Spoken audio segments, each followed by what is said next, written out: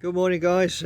Happy blessed Tuesday, and welcome to Storyteller's Corner, where we're going back to our seaside story, The Quiet Sea, with Davy Toff and Eliza Finch, and this is chapter 8.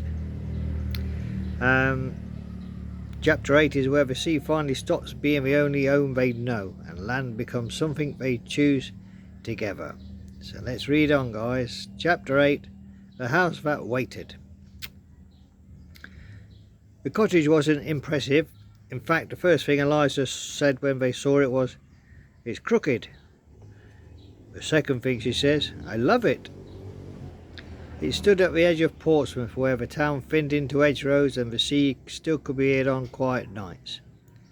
The roof sloped unevenly, the paint was faded, and the garden looked like it had been abandoned by every sensible person who ever owned it. Davy stared at it unsure. "It feels permanent." Eliza squeezed his hand. "That's the point. That would have been afforded. They wouldn't have afforded it on their own, but Captain Crow pretended not to be involved. He simply happened to know the owner. He happened to have every spare coin from old voyagers. He happened to hate seeing young people drift when they could be anchored." When Davy realised what Crow had done, he confronted him on the docks. You can't just buy a house." Crow snorted. "I didn't. I loaned you a future. You'll pay it back by being boring." Eliza smiled gently. "That's the nicest thing anyone's ever offered us." The cottage smelled of dust and old wood. There was a small kitchen, a narrow staircase, and a bedroom with a window that faced the sea.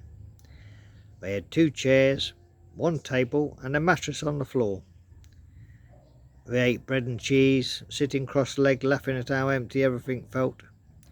"It echoes," Davy says. "So will we," Eliza replied, "for a while." That night they lay together, listening to the wind move through unfamiliar walls.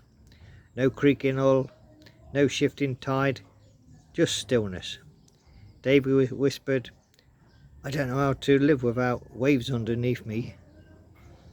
Eliza traced a circle on his chest.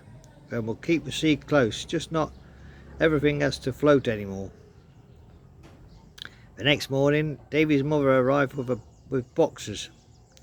Crow arrived with tools. Neither asked permission. They scrubbed floors, painted walls, argued about curtains. Eliza planted herbs in the garden, and Davy built a small bench by the door. And slowly, quietly, the cottage stopped being a building and started being theirs. One evening, weeks later, Davy stood in the doorway watching Eliza hang laundry in the garden. Her hair was tied back, her sleeves rolled up, she was humming something off-key.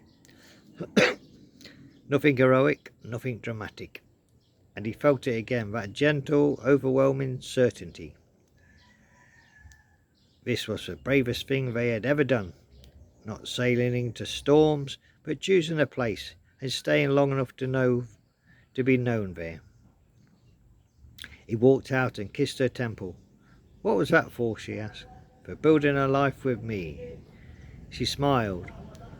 "For not running away from it."